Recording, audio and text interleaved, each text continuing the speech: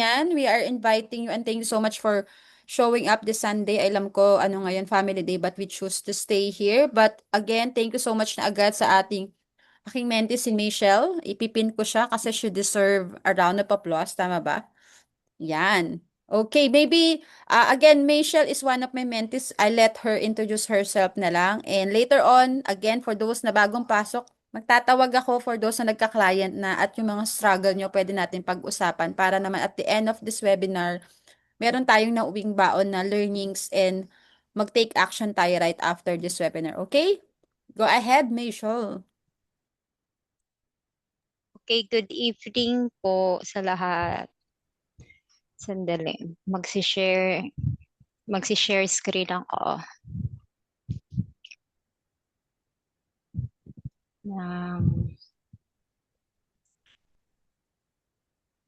ayun na.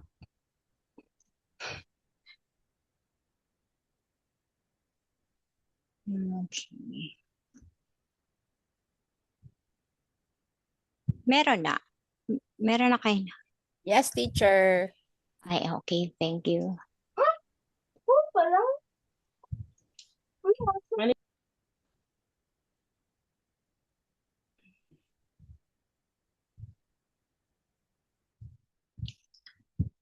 Yan. Okay, so before we start, nag-e-echo ba ako? Hindi naman. Okay po. Sige, mag-pray muna tayo. Okay. Heavenly Father, thank you for bringing us together tonight for this webinar on the fundamentals of accounting. We ask for your guidance, wisdom, and focus as we learn and grow as aspiring bookkeepers. Please bless us as I deliver the lesson. Send forth your Holy Spirit so I may be able to share my humble knowledge clearly, and may the participants understand and apply what they will learn in their daily lives and future careers. Thank you for always being with us, for your provision, guidance, and wisdom. In Jesus' name we pray. Amen. Amen. Okay, so before I will start with my discussion, I would like to introduce myself. So I am a solo parent of three wonderful kids. Okay, I graduated Bachelor of Science in Accountancy and Bachelor of Science in Commerce, major in Accounting Management. Baka magtaka ako bakit dalawa. Kasi nung time namin, pwede pa yung double major. Gusto ko magkaroon ng maraming diploma. So yun, nag-enroll ako ng dalawa para sabay ko makuha in 5 years, dalawang diploma. Walang magawa. Yun. And then, after graduation, I had a review sa CPAR, then nag-take ng board exam, and unfortunately, hindi ako pumasa. Then, after that, hindi ako nag-review ulit, tas hindi ko rin inalam kung ano ba talaga yung score ko. Until na hindi ko alam kung ano yung rating ko. Then, nagtrabaho. So, parang nawala na ako ng time na mag-review ulit. Then, nagtrabaho, nag-asawa, nagkaanak. Then, nag-stop mag-work kasi nag-focus na ako sa mga anak ko. Until noong 2013, after ng Yolanda, may cousin ako na invite sa akin na mag-enroll or kumuha ng units ng education kasi if pwede naman 18 units din, pwede na mag-take ng board exam. Gusto ko may diploma ulit. So, more than 18 units ko minuha ko para maging may practice teaching. So, yun, graduate ulit ako ng education, then nag-take ng board exam, and by God's grace, pumasa. Then, 2015, yun, pumasa ako. 2016, I became a solo parent, and by God's grace, nag-open si senior high school. So, we were the pioneering teachers. We start May, nag-training kami. And then nag-start siya June. So I was teaching accounting for 9 years, fundamentals of ABM 1 and 2 for grade 11 and grade 12. So the accounting cycle, financial statement analysis, bank reconciliation, income taxation, yun yung naging lesson ko for several years. And in 2024, I was asked by our principal to become a department head. Ayoko talaga maging department head. Alam mo na sa government, ipopromote lang yung work mo pero hindi ipopromote yung sweldo mo. And hindi, aside doon, ayoko talagang maging department head. Mahirap mag-handle ng mga teachers. Okay lang mga bata. Kasi pag magalit ka, maya-maya okay na kayo. Pag teachers, hindi mo naman sila pagalitan. So yun, I decided that was the time which encourages me to look for another job. Sabi ko, I will not stay as a department head. I will look for another job that will give me the same or higher income and not as a department head. So yun, may nakita ko sa Facebook na Australian bookkeeping, nag-enroll ako. Then after, it's 1 week. Then after a week, nag-enroll ulit ako ng 2 weeks program na na-focus na lang talaga sa Australian bookkeeping using Xero. And after that, by God's grace, nakakuha ako ng Australian client. Ano siya, sole proprietor. Siya yung may-ari, siya rin din yung electrician. May accountant siya pero busy kaya kailangan niya ng bookkeeper. So simple lang talaga yung work ko.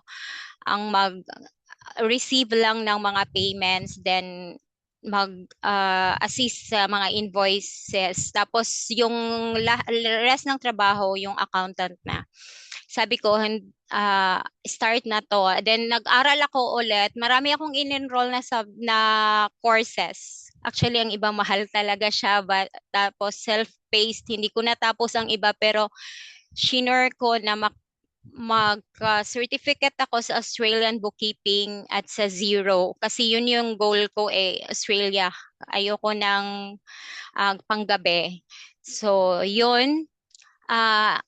Nag-show up lang. Then last January sa Upwork, January 2025 sa Upwork, nag-apply ako. Then right then and there, contract signing agad. Hindi sila mahirap kausap.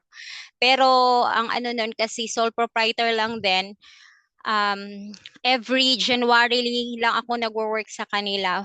Catch up lang for them to file taxes.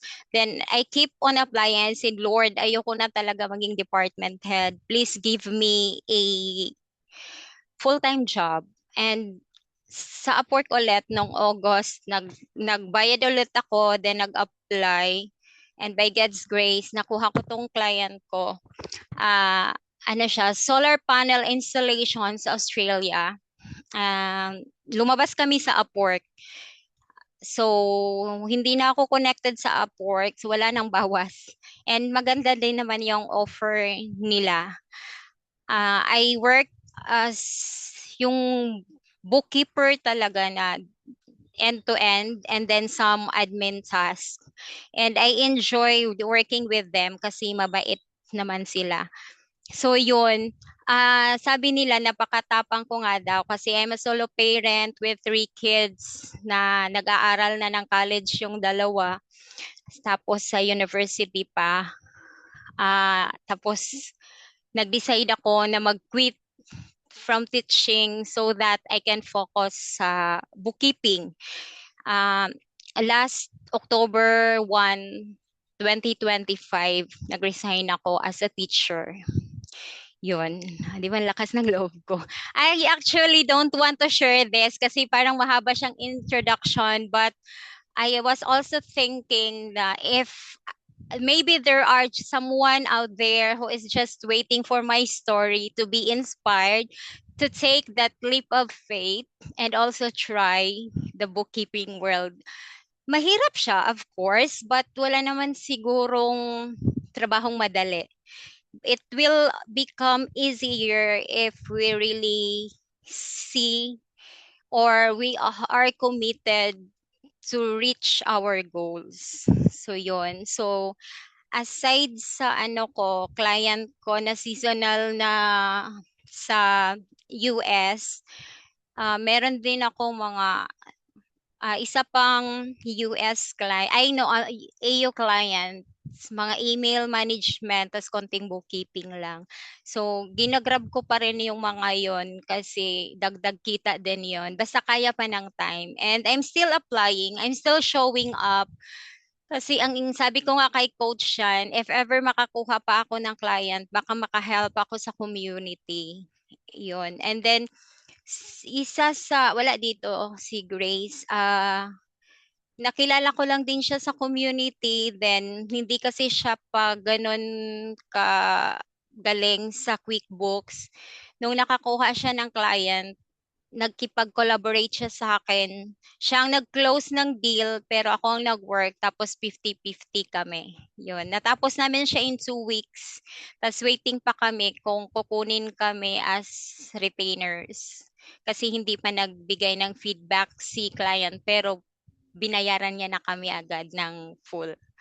Yun. So, sana may na-inspire ako sa story ko na yung mga nagdadalawang isip pa, show up lang and take time.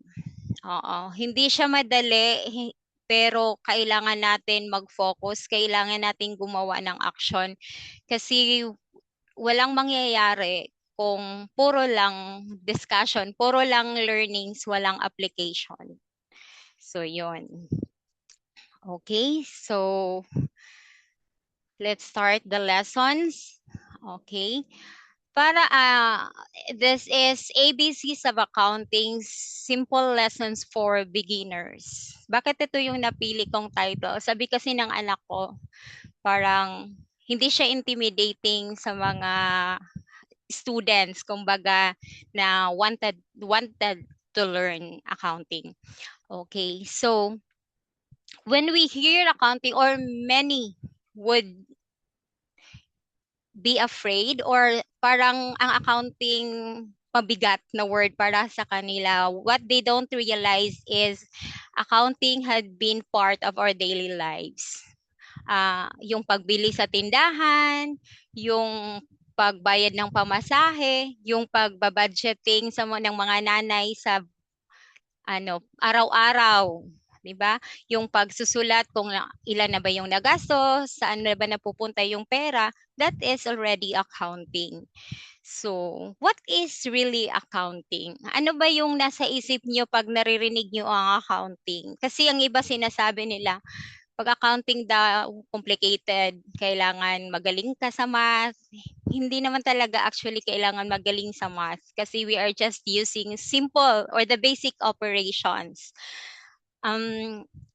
Kailangan lang talaga ang accounting ng analysis. Kailangan maintindihan mo anong nangyayari, saan nang pumupunta ang pera, ano yung ginawa mo sa pera, saan nang galing, saan siya pumunta. So that is accounting.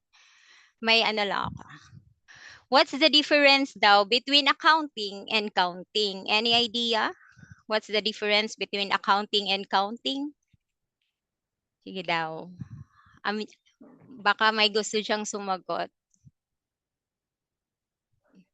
May idea?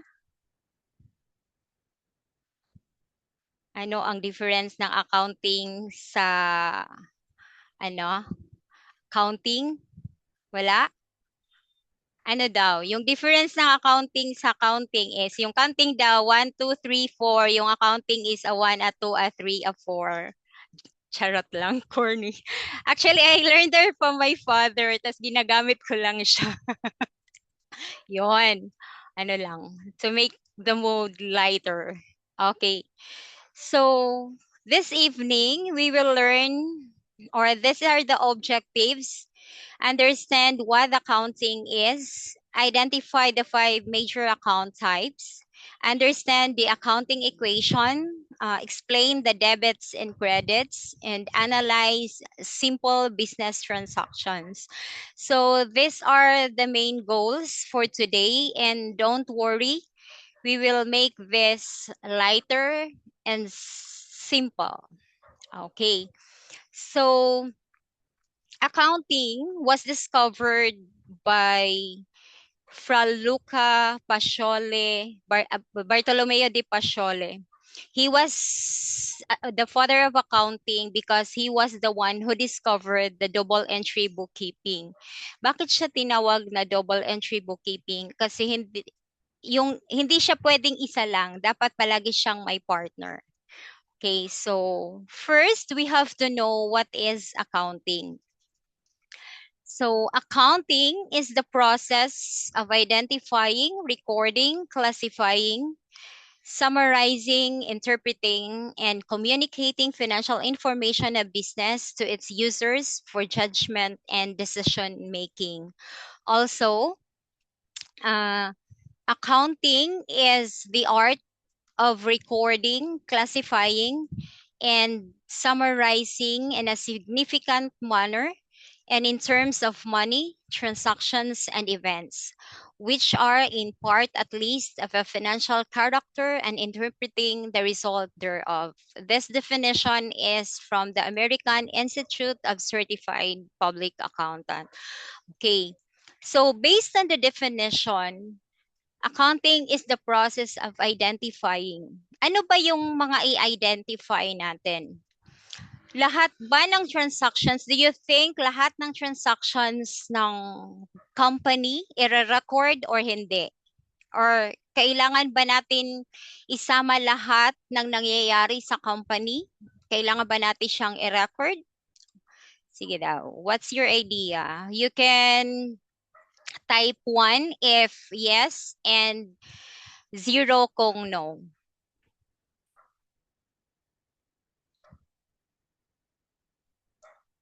Any?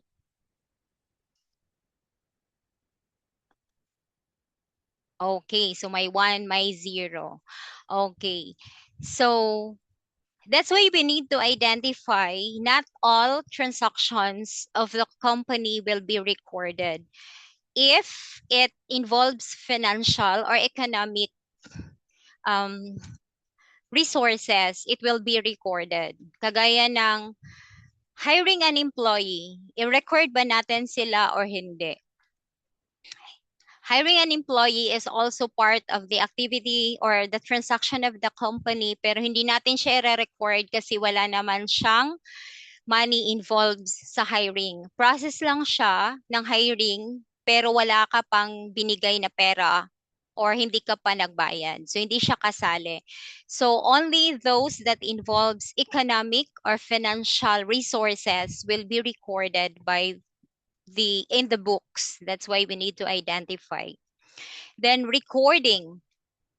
So ano nga ba yung recording? Ay, sorry. Ano nga ba yung recording? Recording is now the journal entries kung saan isusulat natin lahat in chronological order yung lahat ng transactions ng company. Then classifying, ika-classify natin siya whether it is an asset. So after pag-record, ilalagay na natin sila sa ledger. So pag samahin natin yung lahat ng na-classify into the ledger, which is the summarizing. Then after that, we will have the financial statements, then interpret kung ano yung mga data na nandun so that we can communicate that financial information to the owners of the financial statements kasi maraming users ng financial statements aside sa owners. It could be the creditors, the government, also the employees. They need to know the financial statements kasi kailangan din nilang malaman kung ano na ba talaga yung nangyayari ng company, kung may security of tenure pa ba sila. For the management, for the decision making, whether to expand or kailangan ba nilang mag-invest ulit, or any other plans na pwedeng gawin ng owners when it comes to the result of the financial statements that they have. So, yun yung accounting. So, the purpose of accounting is to track the business performance. Ano ba yung nangyayari during the operation? Is the company liquid? Is the company earning? Or how are the receivables being paid? Kung ang inventory ba mabilis ang turnover, na ba kakabayad ka ba ng payables on time? So, yun yung mga purpose ng accounting, to track the business performance. Hindi lang naman kasi minsan ibig sabihin na marami kang pera, you or company is doing well. Kasi minsan you are liquid but you still have your receivables. Ang turnover ng receivables ay matagal. So there are many bases to know whether the business is performing or not. Then to help business owners make decisions, again, if with kung kailangan ba nilang mag-expand, kailangan ba nilang mag-cut ng cost, or kailangan ba nilang mag-add ng tao or machineries or anything. Then this ensures accurate financial records. Ito talaga yung pinaka-importante, the accuracy and the reliability of the financial records ng company, kasi pag hindi, magkakaproblema tayo. Then support tax compliance. Because of accounting, we will know how much we will be paying to the government. Okay. So do you have any questions, or may naintindihan ba kung what is accounting? Are we good? Okay. So this is the foundation of accounting, the accounting equation. So the accounting equation, this is assets is equal to liabilities plus owner's equity. Bakit siya tinawag na equation? Kasi dapat assets must equal to the liabilities plus owner's equity. And any movement would affect to each of them, kay assets, liabilities, at owner's equity.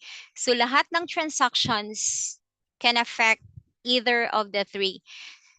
Okay, so again, assets is equal to liabilities plus owner's equity. This is the accounting equation. This is the heart of accounting. Kasi every transaction affects the equation in some way. Okay, I have here an example. So Maria starts a business with 100,000 cash. So this is an investment. Pag investment, ano yung nangyayari? So si owner, magbigay siya ng pera to start the business. So to record this, you have the cash. So it's an asset. Then capital is an equity. So, nag-affect siya kay asset, nag-affect din siya kay equity. So, kung 100,000 si asset, si equity ay 100,000 din. Equal ba sila? Yes. And hindi necessarily na silang tatlo dapat gagalaw. It could be either two of them or silang lahat, pwede rin. But sometimes there are also transactions na ang na-affect lang si assets. You might wonder, bakit si asset lang? Paano sila maging equal kung si asset lang yung affected? If you purchase something, kung bibili ka in cash, so nadagdagan yung asset mo kasi may binili ka, nabawasan din si asset mo kasi nagbayad ka ng pera. Kaya si asset lang affected, balanse pa rin sila?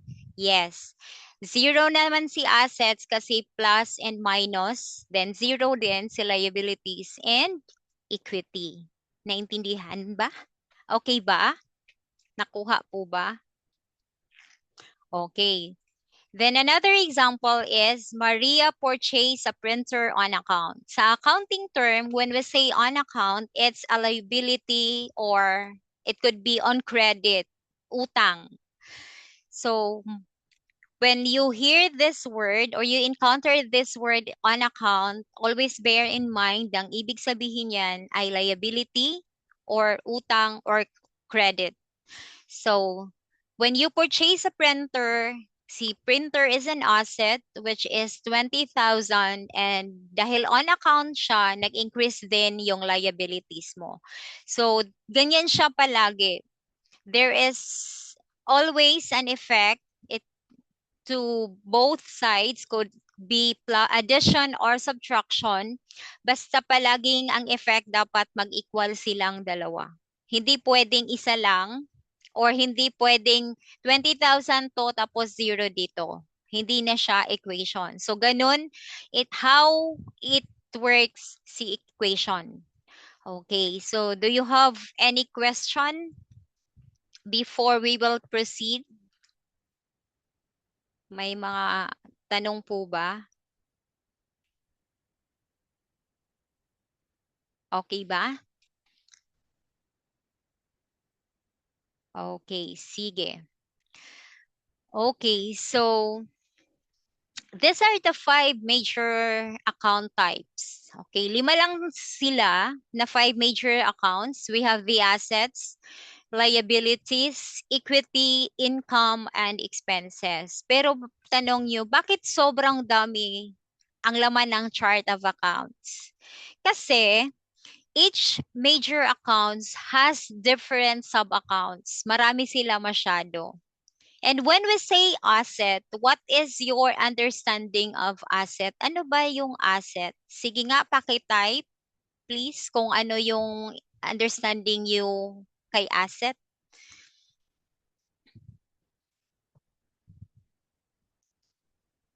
What is asset?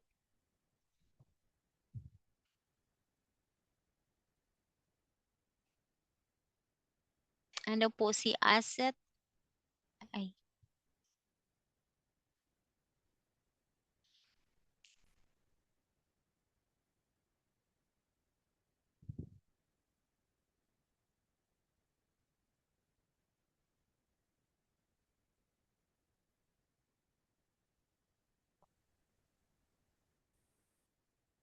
Oy, nasaan na yung message ko? Hindi ko makita.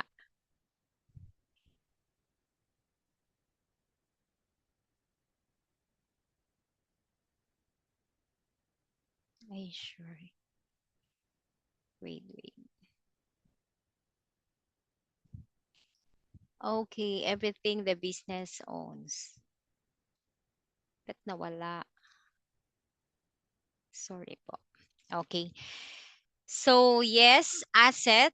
Thank you for your answer. So assets is anything that the company owns or it is owned by the business which is expected to give um, to the company. There is a future economic benefit in the company. So kung asset siya, it is expected that it will give something back to the company. So example nun, cash. It could be cash in bank, cash on hand, or the hindi. Sa Australia daw, sabi ni Sir Migs, walang term na cash on hand. Tayo lang daw yung gumagamit nun. So cash in bank or cash. Then we have the equipment. We have the accounts receivables. So the accounts receivable, these are the resources that we have or ito yung mga expected that we will be receiving from our customers. Ay, excuse. Sorry po. Nag-lowbat siya. Okay, so these are the assets. So these are owned by the company and we are expecting future economic benefits from it. So yun si asset, yung mga pag-aari. So what do you consider as your asset? Ano yung mga assets nyo? Yung kagandahan nyo?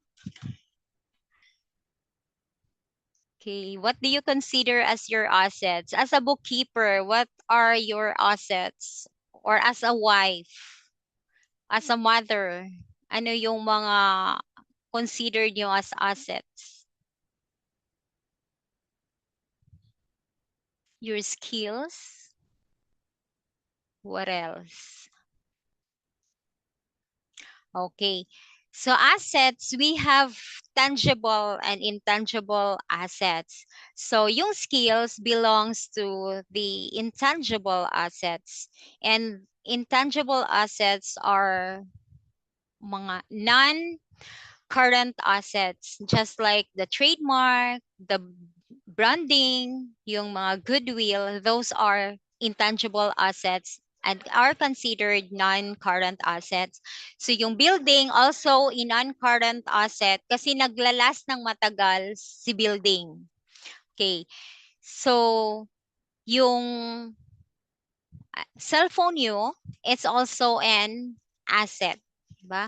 Pero, hindi siya, as meron, depende. Kasi it depends on the materiality and the threshold. Kung i-consider niyo siya as asset na non-current or current. Kasi, in a sari-sari store, calculator can be considered as asset, material siya. Pero pag malaking business, si calculator is an expense. So depende kung ano yung treatment or ang threshold ng isang company. Depende rin sa materiality nila. Okay, so that is asset. Yun, I will not be digging into deeper side kasi magtatagal tayo. Ang mga basic lang talaga yung i-discuss ko muna para hindi naman tayo masyadong ma-overwhelm. Okay. So that is asset. Then we have liabilities. So what is your understanding of liabilities? Okay. So si liabilities, an obligation. What else? Thank you, Olivia. Payables, utang, accounts payable, credit, expense, business owes, obligations. Okay, thank you for your answer. Thank you for cooperating.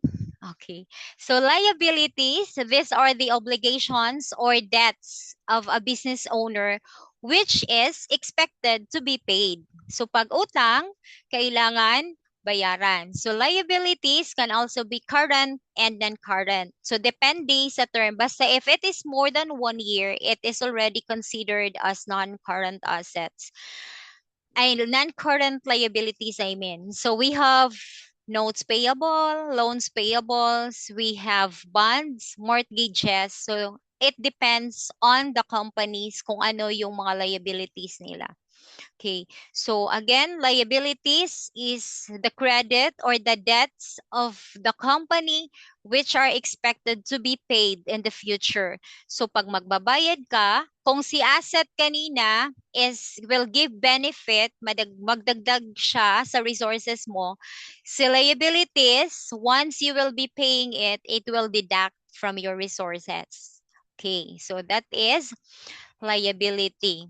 Okay, then we have equity. So ano yung pakaintindi nyo kay equity? What is your understanding of equity?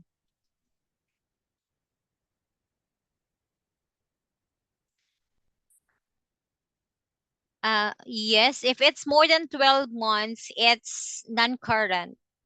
That is the definition in accounting. When we say non-current, it is useful for more than, kung asset siya, useful for more than 1 year. And if it's liability, it is payable for more than a year. Leftover, tira, sa equity, value of ownership, capital. Okay. So si equity, it's the owner's investment or the ownership interest of the company. So si equity is the leftover of the assets once the liabilities are being paid. So yun yung tira. Yun yung net worth ni company. If all the liabilities are being paid, ang yung natira from asset is the equity. It's the net worth. So kung through the accounting equation, assets is equal to liabilities plus equity. Pag si asset, binawasan ni liabilities, ang matira is equity. So that is the investment or the net worth of the company, si equity.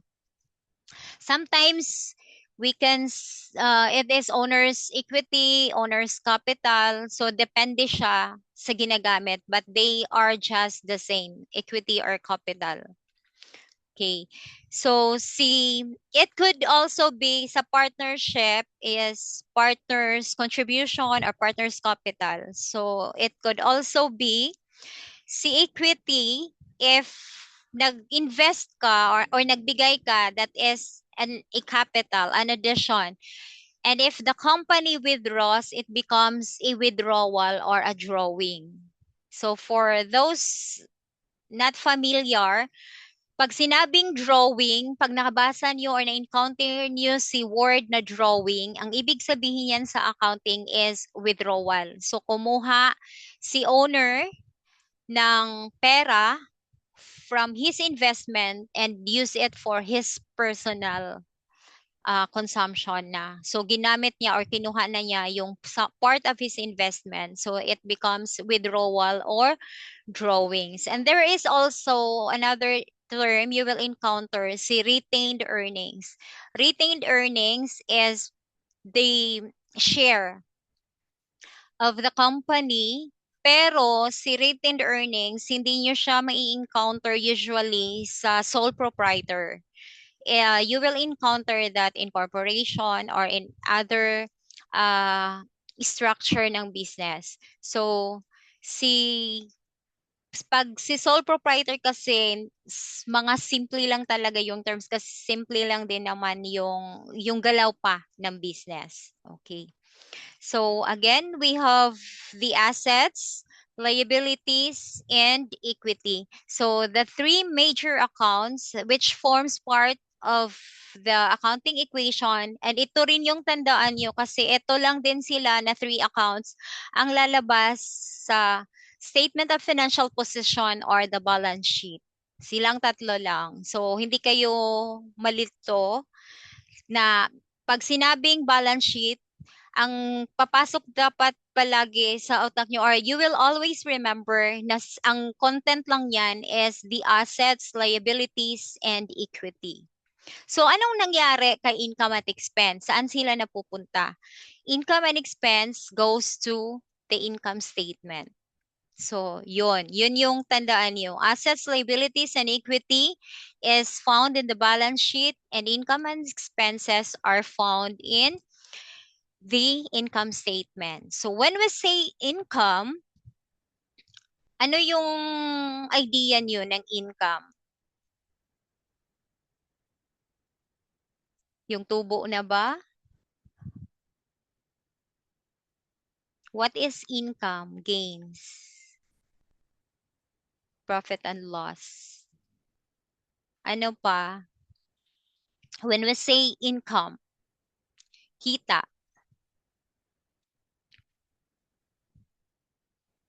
Combination of sales and expense. Okay.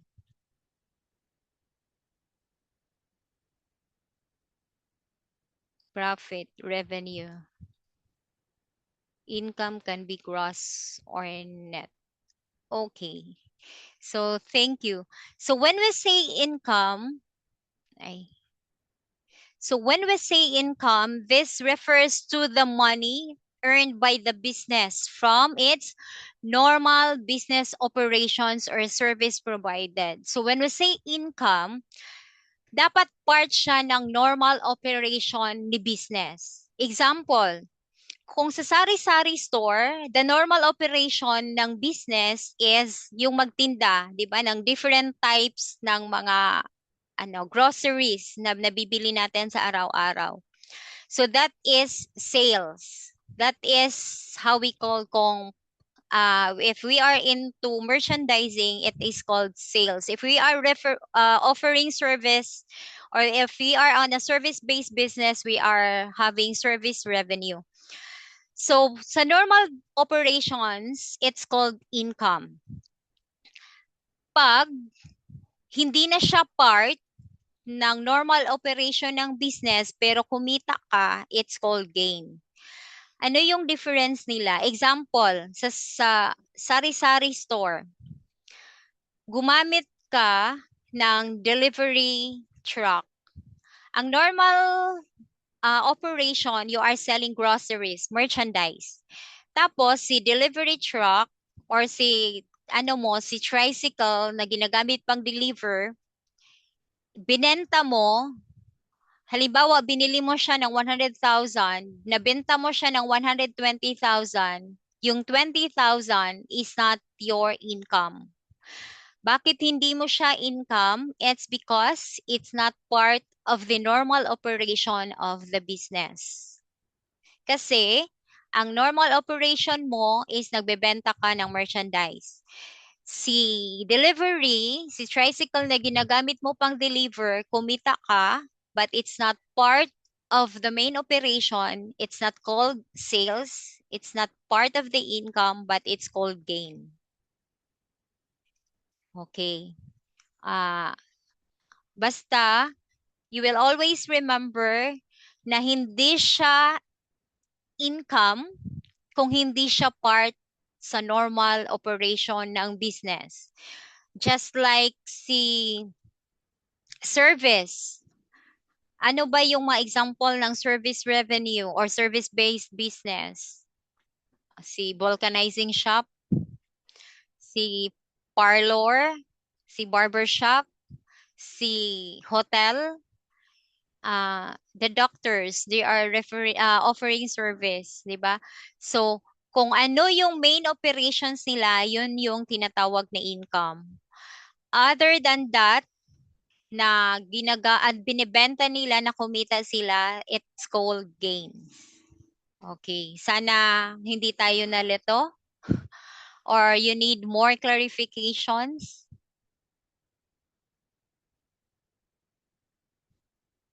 Other income gain on sale. Bali ano po siya? Ano yun, Robert?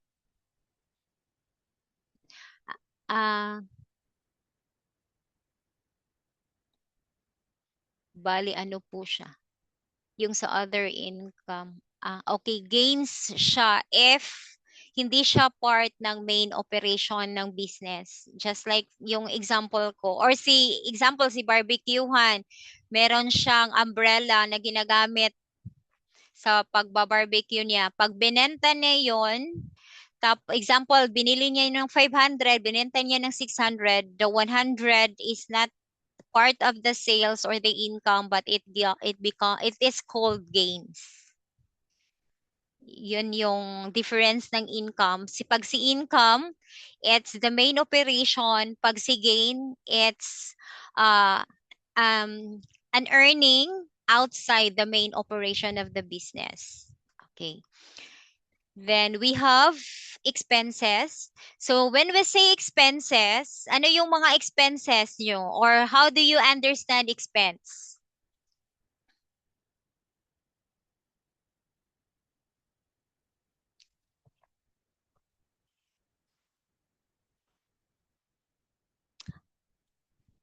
Gastos.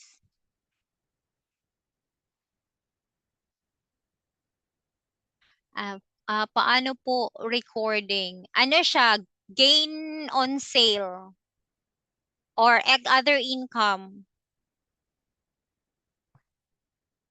Cost to operate the business, si expense, gastos, cost to operate.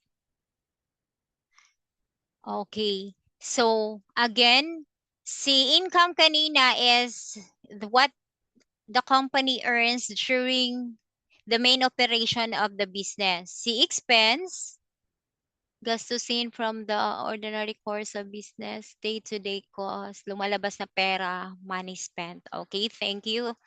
Okay, so the expenses, these are the costs incurred in operating and running the business to generate income. So kung ano yung mga ginamit in relation to the income, to the income generating is called an expense. So lahat ng ginagamit mo, it's called an expense. That's why si expense, meron din tayong operating expense at administrative expense. Hinihiwalay yung ginagamit talaga sa operations or sa main source kung saan ah nagiging part siya para kumita si business. Just like for the sa salary, example, pag nagbabayad ka ng sweldo ng tindera mo, it's part of the expense. Yung rent ng nirerentahan mong pwesto or ginamit mo in your business, that is expense. And ang yung kuryente, yung mga wifi, those are also your utilities expense. So lahat ng ginamit mo to generate an income is called an expense. So, the business pays for the bills, for anything that helps supports the business. So, yun yung expense. Kung ano yung mga may kinalaman sa pag-operate mo para kumita si business, they are called expenses. So kung we are referring to sales, we have sales minus the cost of sales. So ano yung mga cost of sales? Sila yung mga ginamit mo or mga binili mo para itinda at para kumita si business. Example, you are selling school supplies. So bumili ka ng ball pen at the price of 5. Then binenta mo siya sa price ng 10. So, si 10, ano mo si 10? Is that your income? Considered mo na ba siya agad as income? Or the profit? Si 10 pesos? Or kailangan mo pa siyang bawasan para mo-consider mo siya as income? Okay. So, si sales, sorry, si 10 pesos is your sales, then si 5 pesos is your cost of sales so that you can get the profit of 5 pesos. So si expense, si 5 pesos, si sales, si 10, then si profit na si 5. Okay, so medyo magulo. Okay. So, kung ano yung binili mo is become your cost of sales. Kung ano yung binenta mo, it is your sales. Yung amount. Okay. Yes, 10 pesos is the sales. Then the 5 pesos is the cost of sales. Then the remaining is the gross profit. Gross profit pa lang siya kasi kailangan mo pa rin siyang bawasan ng ibang expenses. Okay. So operation expense is the expense that is being used for the operation of the business, the normal course of the business. Si administrative expense are the expenses being paid to the manager or the owner of the business. So hindi sila part sa operation, pero they are there so that the business will run. So yun yung pagkakaiba nila. Okay. So those are the 5 major accounts. We have again the assets, liabilities, equity, income, and expenses. So under each accounts are different sub accounts. So makikita niyo yan sa chart of accounts. So siguro naman lahat tayo familiar na sa chart of accounts o meron pang hindi familiar sa chart of accounts? Sino dito ang hindi pa familiar sa chart of accounts?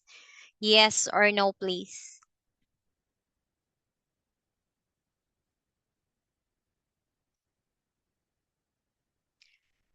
Sino dito ang hindi pa nakakita or hindi pa nakakaintindi kung ano yung ang chart of accounts? Sa mga nag-attend ng 0, pinakita yun ni Sir Migs. Okay, sino dito yung hindi pa alam kung ano yung chart of accounts? Yes, COA. Meron ba? O lahat alam na kung ano ang chart of accounts? Lahat ba? Wala.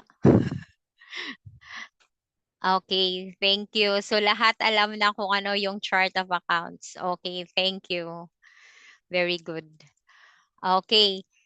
So those are the 5 major accounts. So this is, okay, ito yung common dilemma, yung understanding the debits and the credits. Kailan magiging debit, kailan magiging credit. Okay. So when we say debit, ang iba kasi pag when they hear the word debit, ang ano na nila is increase. Hindi lahat ng debit ay increase at hindi rin lahat ng credit ay decrease. It depends on the type of the accounts. Okay. So sa asset, it is always debit. Yung normal balance ng asset is debit. Pag nakakita ka ng asset na credit yung balance niya, there is something wrong. Kung sa balance sheet, nakita mo na si asset naka-credit, kabahan ka. You have to investigate bakit naging credit ang balance ni debit. Kasi yung normal balance ni asset should be debit just like the expenses. The normal balance of assets and expenses is debit. Otherwise, pag mag-credit siya, there is something wrong. So you need to investigate. Si asset, of the 5 major accounts, assets and expense, always in debit.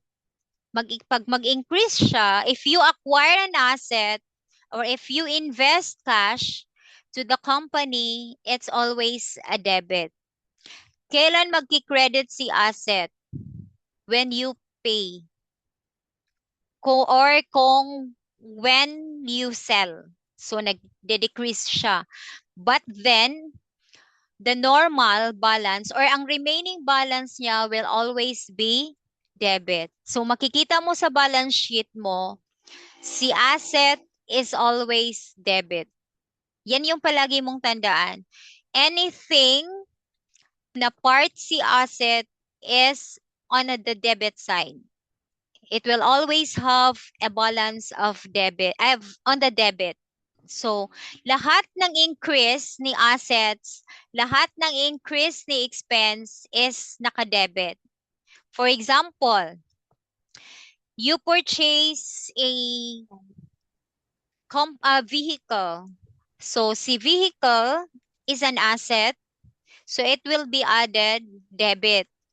Pag record mo, assets, so vehicle, debit, example, 500,000, then credit si cash kasi nag-decrease. Nabawasan siya kasi nagbayad ka, so credit si cash for 500,000. Okay, so ang effect nun, ang zero, ang effect kay asset kasi nag-acquire ka ng assets, then nagbigay ka rin ng assets. So, zero. Nag-increase siya into other account, pero nag-decrease din siya sa isang account. Okay, so, yun palagi yung tandaan na pag nag-purchase is always a debit or nag-invest ka into the company, it will always a debit because nag-increase siya ng asset mo.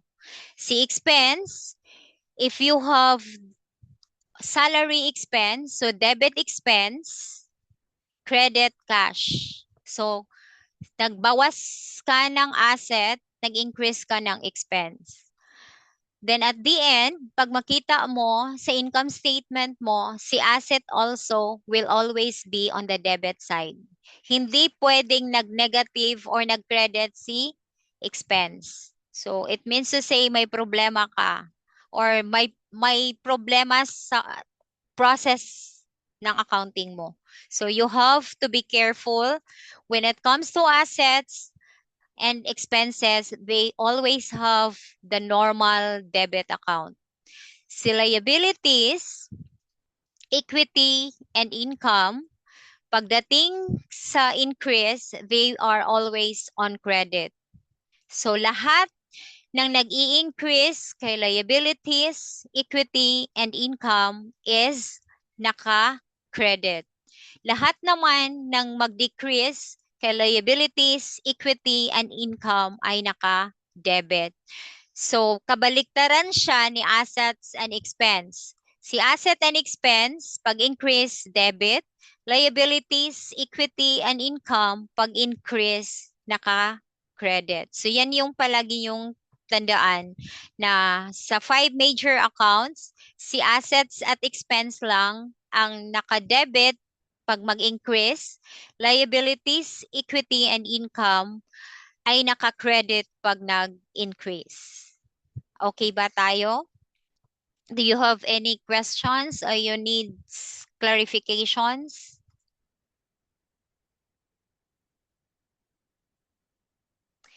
The COA is the backbone of the accounting system. Si COA, para din siyang Bible ng accounting. Nakasulat lahat.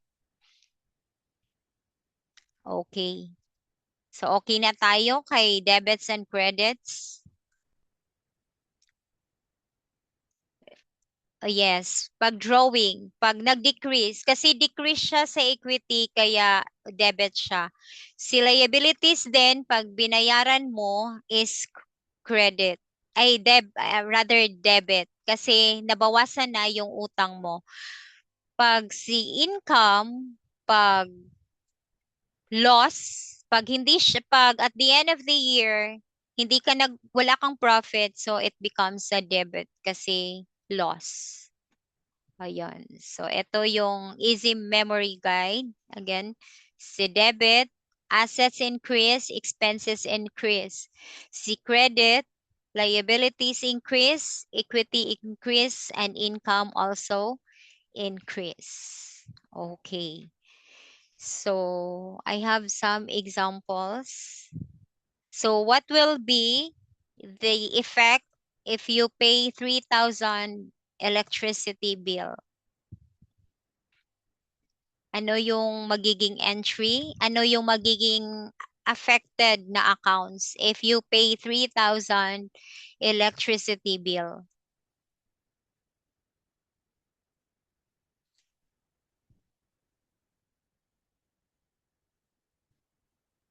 Oh.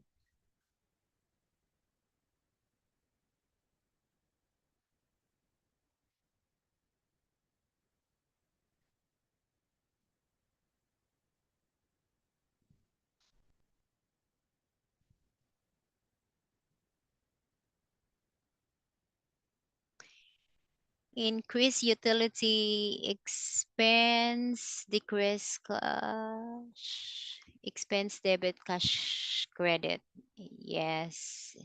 Debit expense, credit cash, increase utilities, cash credit. Wow, galing. Mga fast learners sila. Thank you. Decrease asset cash. Okay, debit expense, debits office supplies. Advance. Okay. So, nag-office supplies na sila. Okay, thank you. So, sa nag-answer na ng office supplies, okay, office supplies, debit, credit, cash. So, ang affected lang ang asset. Okay, another example is you purchase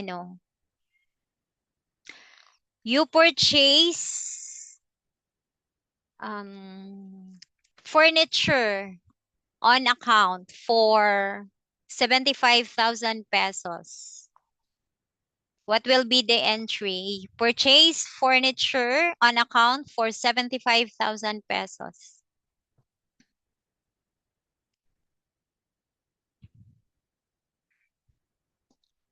Ano yung magiging entry?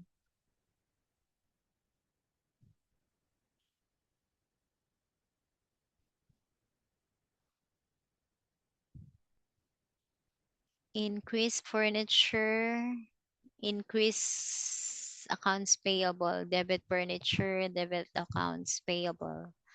Okay, mga fast learner. Thank you. Do you have any question or something to clarify? Hope I have shared something or you learned something. Hindi lang kasi natin pwedeng tagalan kasi we have limited time.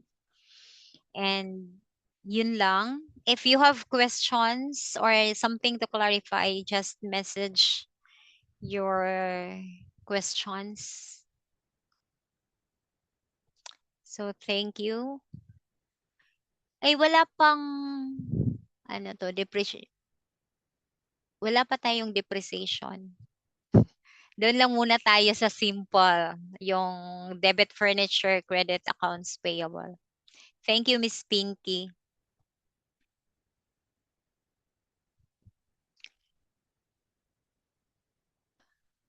Kasi yung depreciation, maano na yun, mas matinding usapan. Separate discussion yun.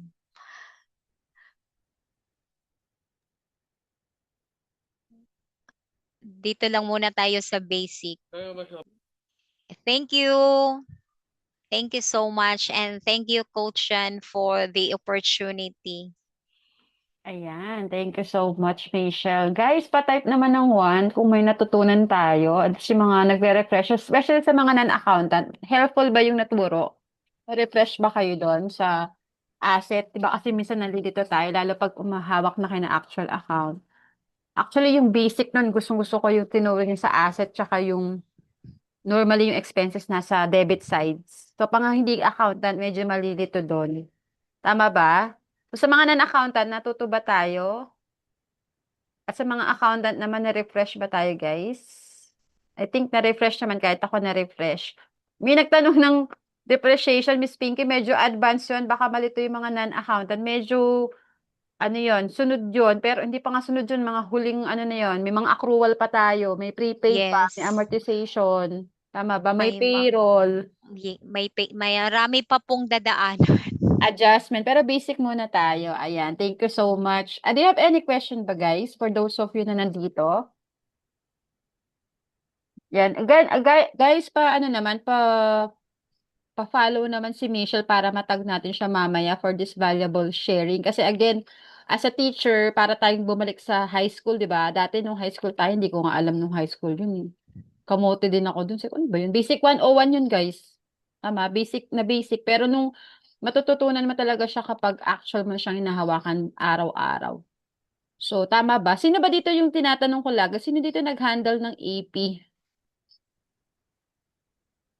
Sino dito ang nasa AP work? Pa-type naman ng AP kung nasa AP kayo. Kung hindi kayo nasa AP, try nyo mag-AP. Tama ba? Sino dito nag-AP? Wala? Hindi nyo alam AP? Accounts payable, di ba? Ala, di nila alam yung AP. Nakakatakot. AR, for sure. Sige, let's go back kasi yung tinuro kasi ni Michelle, basic yan. Pero in actual practice, siguro naman lahat tayo nasa corporate. Alam ko na kung minsan may nahihirapan sa inyo, kung bakit kayo nahihirapan transition sa pagiging freelancer. Alam niyo kung bakit? Lalo yung nasa corporate. Alam niyo ba kung bakit?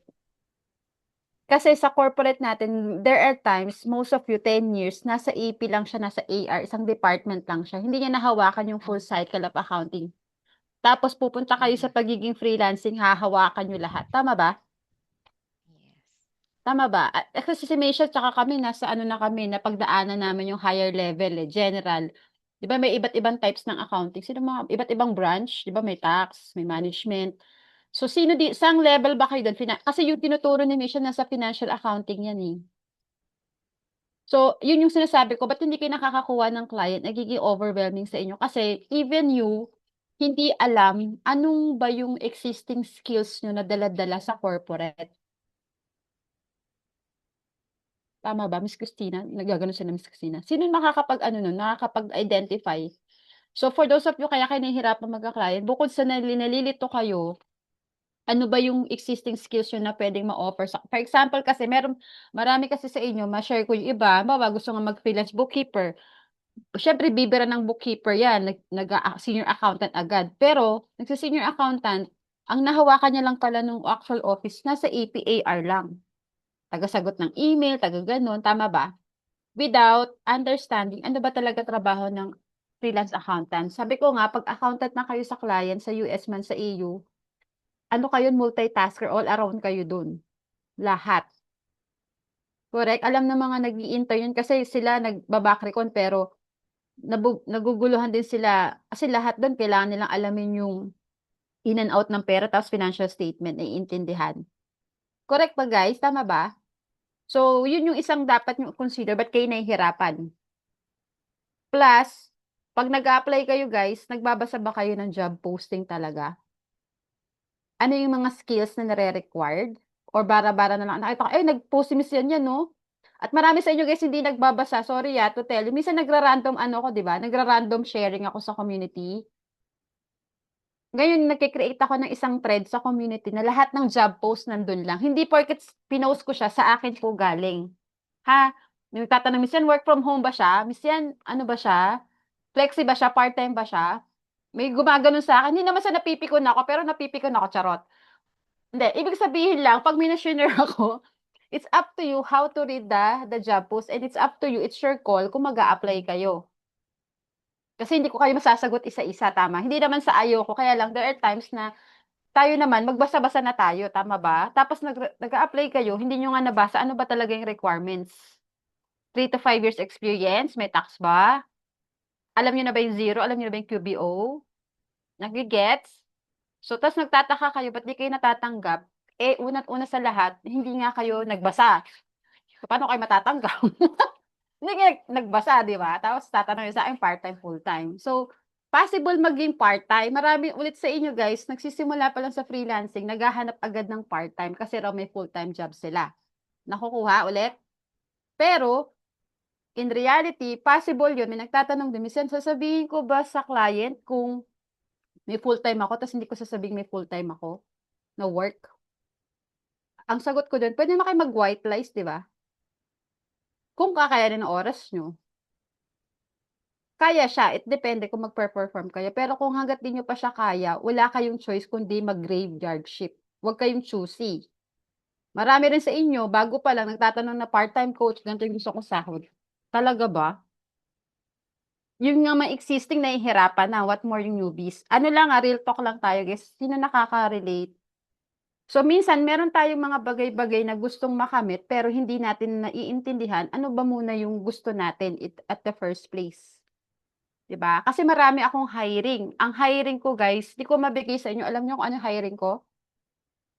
CFO tsaka tax preparer na. Hindi na basta bookkeeping ang hinahanap sa akin. Tama? So, anong catch nun is yan? So, ngayon, as a newbie, baba tayo dun sa freelance bookkeeper muna. Wag muna tayo mag-hire ng mas mataas doon. Nakita niyo ba yung pinost ko na sa LinkedIn? May share ko lang. Alam niyo bang nag-gain na siya ng napakadaming impression kasi yung sinabi ko doon, yung ladder of learning niya. Pakita ko lang ito pwede niyo ito maging guide. I've realized kaya marami nag-view nito. This is the reality. Pwede niyo i-screenshot pag pwede lang, i-share ko lang. 69,000 impression. Kamusta naman yun? Nagulat na din ako, natabunan niya na yung isa kong highest Eto, 69. Tapos, kinamog niya na yung isang 69 impression, nasa 48,000 lang ako. Coach, hindi po kita. Ay, hindi. Oo nga, Half. Medyo na naman ako. Naka-half-half na naman ako. Okay? Guys, listen dito kasi importante to. Ito yung gusto kong maging in a way roadmap nyo or checking your skills. Tapos tatawagin ko mamaya mga ibang mentis 'Di ba yung iba sabi ko possible naman yan mag-corporate kayo papuntang freelancing. Pero yung iba gusto agad maging fractional CFO kasi malaki sahod. Pero if you don't know the foundation, which is kaya nga tayo nagtuturo kay Michelle, dapat itong mga basic pa lang alam nyo na 'to, especially the month-end closing APAR. Ito itong tatlo muna, kahit itong tatlo, tama? Tapos itong management report kasi sa mga supervisor tsaka manager. Itong mga BST tsaka AU payroll, actually kaya mong gawin yung payroll, eh. Actually 'pag ikaw yung 'pag nasa client ka lahat kaya mo 'to, hanggang dito 'yan. Sa mga maliliit ng company halos lahat kaya mong gawin. O ang tanong sa inyo ngayon, sa mga lahat ng 'to, ano yung hindi niyo pa alam? Para sa susunod na mga webinar, ano po miss yan yung kailangan ko pang aralin? Sabi kanina may nagtanong depreciation agad. Actually wala ngang depreciation dito pero kasi pipasok yan dito sa month-end closing.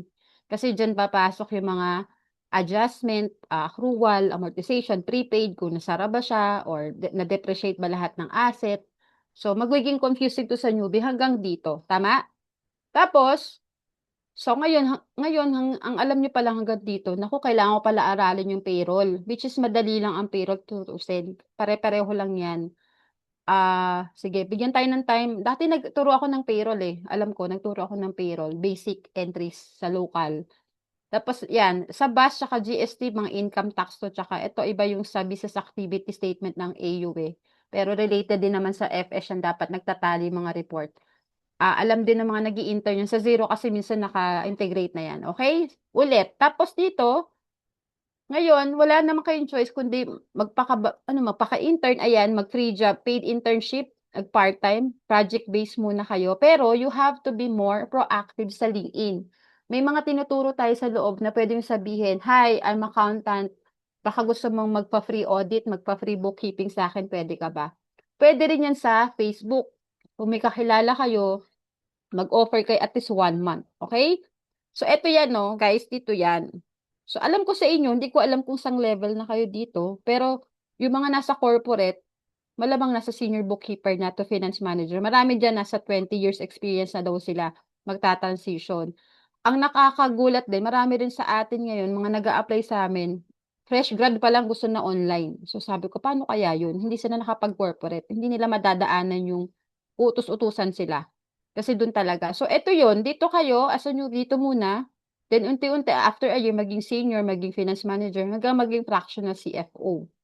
Unless, kung nasa corporate ka, ito na yung role mo, puwede naman, basta alam mo lang yung approach paano maging ano, client facing ka talaga, yung nag-e-explain sa client, which is tinuturo naman namin ni Joe. At ako, yun din yung ginagawa ko sa ibang client, more on fractional CFO. And client facing, ikaw talaga haharap, ikaw mag-e-explain, ikaw magre-report, ikaw lahat, ikaw yung accountable. Kung ready ka maging accountable, puwede ka na sa CFO kasi mabigat-bigat na role 'to. Sa'yo nakasalalay yung buong team, eh, yung nire-represent mo yung team, okey? Ayan, so ayan 'yan, sa CFO. Tapos 'yan, unang-una sa lahat, ayan may community naman tayo. Ang marami sa inyo, newbie na nga, hindi pa siya maging active sa community. Ang ibig ko sabihin, as a newbie, the more na dapat kang kumapit muna sa community until such time ready ka. Kasi 'pag hindi ka naging active sa community, nandun minsan yung mga ka-collaborator mo, kagaya ni Maichel, yung tinuturo ko sa mentees ko, kaya nagkaroon ng collab si Maichel. Si Grace, isang mentees ko, lumapit sa'kin, mahina daw siya sa bookkeeping. Sabi ko, "Makipag-collab ka, maging ano ka, bold ka magsabi na kailangan mo ng tulong." Okey? So ayan, imagine 63 na, meaning yung post ko nito, nag-a-agree ba kayo dun sa flow? Okey? So ngayon, ang tanong na lang, nasaan phases kayo dun? Nasaan kayo dun? Kasi nung nagsimula ako ng 2021, kahit finance manager ako nun, sabi ko nga sa inyo, tinanggal ko yung pride ko. Nung una-una mayabang ako, pero na-realize ko walang tumatanggap sa'kin, ba't kaya? Gustong-gusto ko na mag-transition, wala hindi ako pang finance manager. Dun ako sa freelance bookkeeper lang. Nag-bookkeeper ako sa USA firm sa New York panggabi. Wala akong choice kundi magpuyat. Test the water muna kayo, tsaka na kayo unti-unti mag-transition. Pero until such time, hindi ka marunong mag-client getting, hindi ka nakaka-handle ng totoong books at hindi ka nagkakalat sa totoong libro ng client. Hindi ka pa pwedeng mamili. Okay? Wag choosy. Yun lang naman muna ang choice ko. Tama ba guys? Sino dito nakaka-relate? Wala mo ng pride na ito yung gusto ko. Oo, malaki sahod, totoo. Yung isa nga $25 na pinag-uusapan eh. Kanina $25 per hour na raw siya by July. 'Di ba? Sana all. Okay? Pero maano na sila, experience na sila. Tapos yung isa kong client, $13 per hour ang minimum niyang binibigay. Okay? Sige, I'll pause on that because I have to call on Sheila kasi siya yung sinasabi ko sa inyo nakakuha ng 100,000. Pero gusto ko marinig si Sheila kasi kagaya nyo rin siya.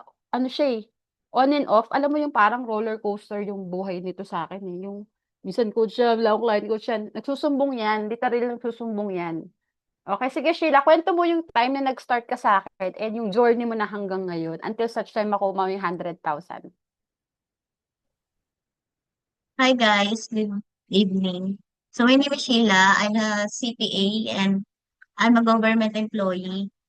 So I've been in the government for 8 years. And struggle ko rin talaga yung sa una yung client getting. Then nakilala ko si Coach yan. Last year pa ata Coach, diba? Tapos sa may pre-course lang yan eh. Then that time, isa lang yung tumatak sa akin na ano, ang lahat na nagiging successful is talagang mayroon silang coach. Meron silang tinit, tinitingala. So, that time parang na-realize ko, siguro nga yun ang kulang ko. Parang wala kasi, I have the skills. I know naman na kaya ko rin mag-apply or ano, pero walang pumapansin sa akin. And then, sabi ko, sige, try ko. Sinabi ko dun sa husband ko, try ko kaya to. That time, it's Coach 2,000 yung, ano, ah, ah, ano to, coaching fee. Tapos sabi ko, kung for me, sobrang mahal na rin sa akin. Parang gusto ko, iaano ko ba talaga yung 2K ko? Parang ganun yung dating sa akin. Tapos sabi ko, sige, I'll try this. Parang after a week lang, ang dami ko nang nakuhang mga client na interviews. Kasi siya yung nagturo sa akin kung paano gawin yung ah, resume ko. So yung CV, nandun naman yung skills, pero pangit pala yung pagkakagawa ko na hindi pala maayos yung walang soft skills, walang systems na mga nakalagay. So yun, inayos ko siya. So ang masasabi ko lang sa inyo is gawin nyo lang kung ano yung tinuturo. In-execute ko lang talaga siya. From CB to ano tawag yun, loom video. Yun yung loom video talaga yung pinakang nagkaroon ng difference dun sa mga applications ko. Kasi before coach yan, wala akong mga interviews that time.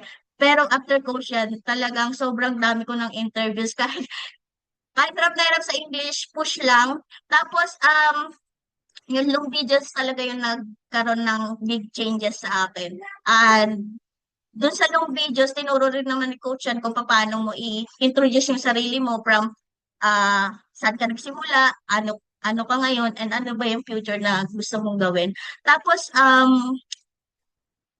that time, naka-close ako na, after ko umiyak-iyak kay Coach yan, na kinabukasan, naka-close ako ng Australian clients. It's 70,000 rate.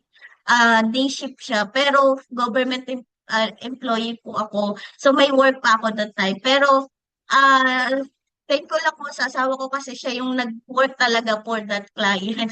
So pagka meron kayong mga ganun, mga support system niyo, talagang kaya mag-work talaga. Tapos, sobrang grateful lang for that Australian client kasi talagang hindi siya, walang micromanage talaga sa Australia. Talagang kahit kailan mo lang gustong mag-work. Pag, pag sometimes pa na hindi ako nag-work for a day, okay lang kasi kinabukasan pwede naman namin ihabulin kasi we're just ano lang talaga, kung ano yung task mo yun na talaga yun, tapos ay ano, ang tawag dito. kung ano yung mabibigay mo pang mga value, nag-i-initiate kami. May initiative ako kasi sa mga task ko. So yun siguro yung isa pang na ano, nagustuhan sa akin nung sa Australian client is may initiative. So yun, pagka nakakuha kayo ng client, yun yung anuhin nyo na hindi lang basta maghintay kayo ng task. Mas maganda na may initiative tayo kung paano mas mapapaganda yung work or mayroon ba kayo nakitang for improvement like that. Tapos itong recently lang, kasi nga, I currently resign na po sa government and ang last day ko is June 2. And before I resign, wala kaming ibang backup, just the Australian client and wala. Freelance lang din kasi ang asawa ko for real estate naman. Pero yun, I took the courage to resign kasi alam kong kakayanin ko pang kumuha ng iba pang client. And that time, parang walang-wala. Yun nga sabi ni Coach, parang on and off talaga ako. Parang for the week, sobrang ganado-ganado ako mag-apply. Apply ng apply. Tapos interviews ng interviews. Tapos for the second week, parang tinatamad na naman ako. Yung hirap na naman ako sa sarili ko. I-motivate sa sarili ko. Pero huwag kayong susuko. Tuloy-tuloy lang. Yun nga yung sabi ko kay Coach na pag message ko siya, parang mas na ubos yung confidence ko, ay kakayanin ko to. And yung na-close ko na US clients is, minessage lang nga ako sa LinkedIn. So, that is the important of showing up. Hindi ako nag-apply sa kanila. They just message me. They need a senior accountant. Fit daw ako sa role. And then, lahat na nagme-message sa akin sa LinkedIn, automatic nire-replyan ko yan. I'm interested. Kahit ano pang shift time, kahit anong ano, basta alam nila na fit ako and qualified, nire-replyan ko lahat for interviews. Tapos, ang bilis lang kasi nung may initial interview lang ako, tapos pagkatapos ng initial interview, final interview na nung Tuesday, actually hindi ko nung initial interview, ikaw yung mag-schedule sa Calendly kung kailan mo available. So ako, hindi pa ako available ng madalian. So tumagal pa siya ng medyo 2 days. Tapos yung final interview, another 2 days, 3 days, kasi nga hindi ako available. So sa final interview, sober thankful ako dun sa nag-interview sa akin. Kasi ano siya, sabi niya sa akin, hindi, mayroon na daw siya nakuha. I mean, mayroon na daw talagang siyang i-hire. Meron na daw silang sasenda ng offer. And they wish na hindi daw ako magaling, hindi daw ako maayos sa interview. Tapos hindi daw ako maayos sa interview. Tapos sabi nung interviewer sa akin, I know, kahit sabi niya kung Tagalog yung interview natin, alam ko, sobrang dami mong masasabi. Alam ko daw yung process. So, makakakuha kayo ng mga clients na yung hindi sa English pinagbabasihan, yung sa vibes, sa skills. So, siguro, ang masasabi ko lang is, para sa akin talaga yun. Kasi, magsasend na daw sila ng offer doon sa EDSA. Kasi nga, na-late ako. Kasi mas pinaprioritize ko. Pinaprioritize ko pa yung ibang mga bagay, work, sa anak ko, sa exams niya. So, nahuli ako sa final interview and that moment, sabi ko, okay lang, sabi ko sa kanya na kung hindi ako para dito, okay lang. Tapos sabi ko kung para ako sa kanila, gagawin ko lahat yung best ko. Parang ang gaan lang nung life nung interviews namin and kinabukasan binigyan na niya ako ng offer. So gano'n siya katindi na kung para sa iyo yung client, para sa iyo. I think ang pinaka-best ano ko lang natutunan sa mga applications ko and mga interviews is just be ready always sa interviews. Kung na ano kayo sa interviews, kung na-accept kayo or na-schedule kayo for interview, ibig sabihin may qualified kayo, may skills kayo. So ako, ang ginagawa ko is, dahil sa Claude, nagpapa-prepare talaga ako sa kanya question Q&A, tapos nagpapa-prepare ako sa kanya ano yung, based dun sa website ni ni client, ano yung pinaka-high or perfect match for me, ano yung pwede kong i-highlight dun sa interview na, ay, ito, ganito, ganito ako. So, ganun siya. Tapos, every interviews, nagpa-practice ako kay ChatGPT. As in, sab, inaano ko siya, yung, meron dong sa gagamitin nyo, hindi chat. So, sinasabi ko kay ChatGPT, I'm preparing for the interviews uh, later or 3 hours or later. So, give me an example of questions, ganyan, ganyan. So, yun, sinasabi ko siya kasi hindi kasi ako magaling nag-English. kung, kung alam niyo lang, hindi talaga ako magaling nag-English. Kaya sobrang thankful ako na dahil din siguro sa sobrang dami ko na ng interviews, nahasa na din kung paano ko i-deliver yung mga ano. And one thing siguro na nag-boost sa akin ng confidence is the AI automation. Kasi currently right now, I'm doing the Claude automation. I'm using the Claude for my clients sa Australia. Nag-automate kami ng mga tasks na repetitive.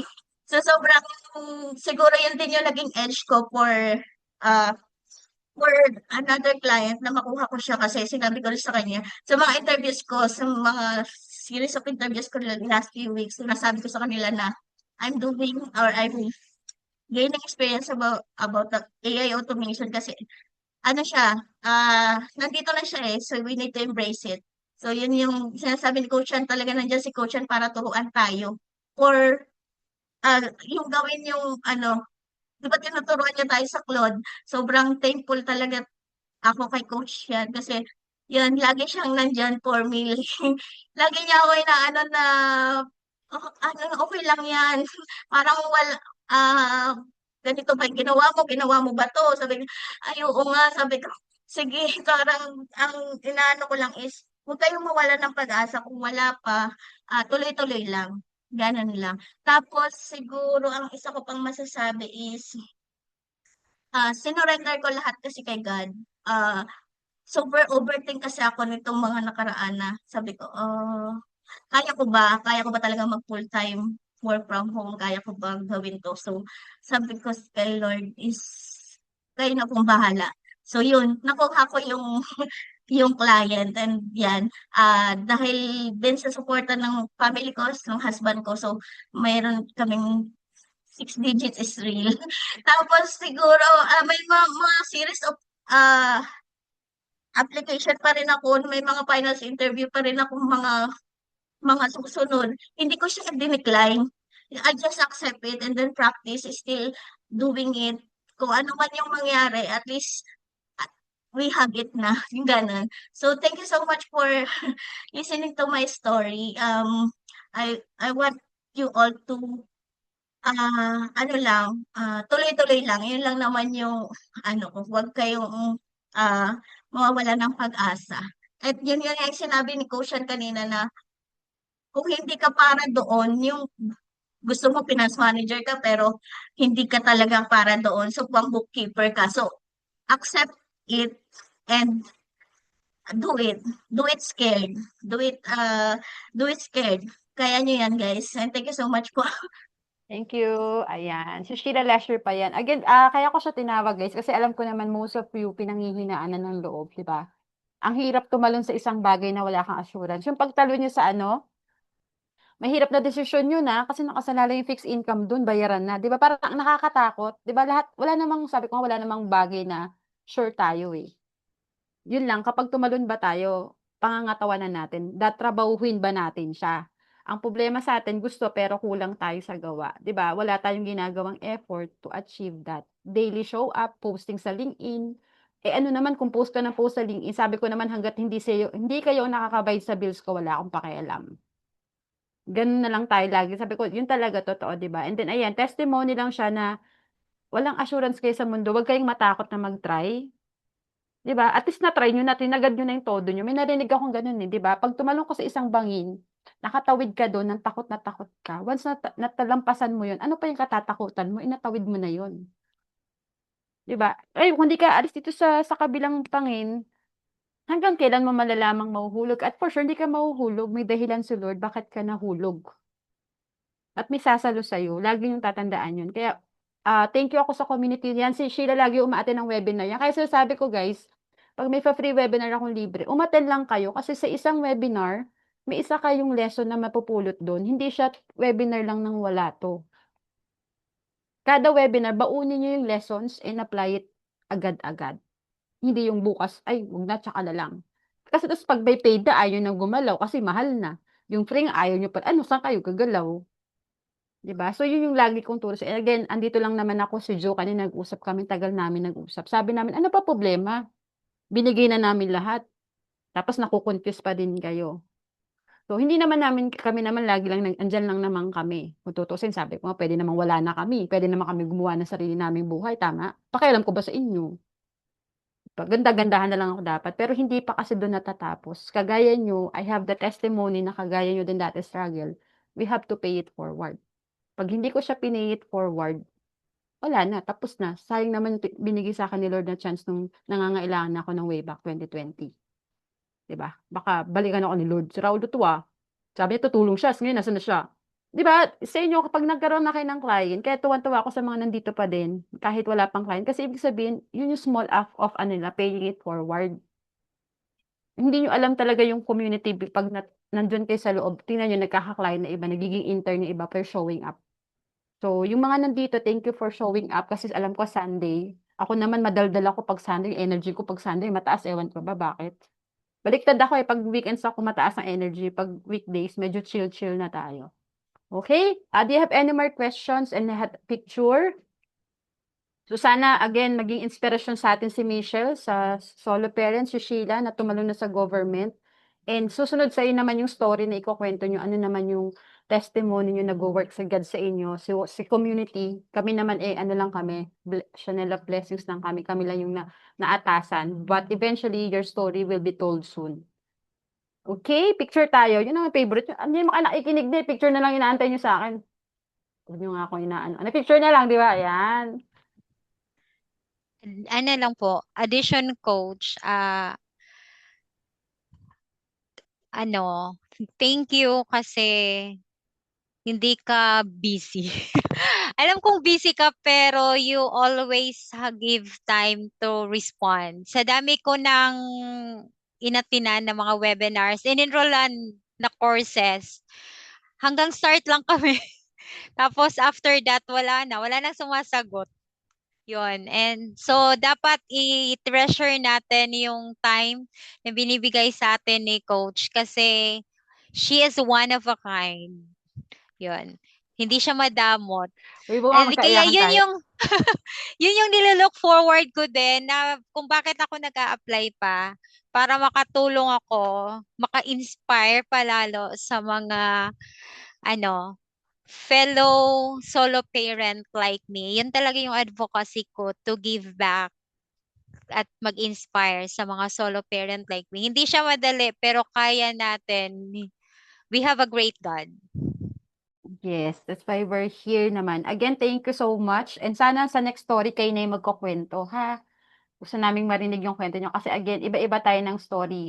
Doon tayo huhugot ng lakas. Wala man tayo ngayong income. Alam ko naman ang hirap, di ba? Kaya nga tayo nandito kasi gusto natin ng makakuha ng client. But eventually, through God, for sure, hindi naman malabong mangyari yon. Okay? And again, ang bilin ko lang lagi kahit sa mga intern ko, yun, tama, initiative, i-pay it forward, kahit hindi na sa akin, ibalik ko na lang sa iba. Hindi man sa akin, sa community yung ibalik. Yung paggawa ni Michelle ng initiative, tinatanong ko kasi talaga eh, kahit si Migs nga, bigla na lang sumulpot eh. Sige, magturo ka. Ganun na. May susunod pa tayo magtuturo. Next week pala, ERP. Ang pangako ko kasi ngayon sa inyo, every week gusto ko may free session kayo na libre. Naghahanap ako ng mga speaker sa atin. ERP naman, nakita ko lang din siya sa LinkedIn and nai-inspire siya sa atin. So, makikilala niyo siya next week. Okay? Tapos na yung picture baka naman yan ang pinaantay niyo. Nag-picture na ako. Ano pa? Ulam? Ano ulam? Siomai? Yung siomai? Siomai. Post ko tatatag yung si Michelle Okay? And then post your takeaways. Yung post ko, i-reshare nyo or i-post ni Michelle, i-reshare nyo para bumalik kay Michelle yung blessing. Okay? Ano ba? Gusto nyo pa isang picture?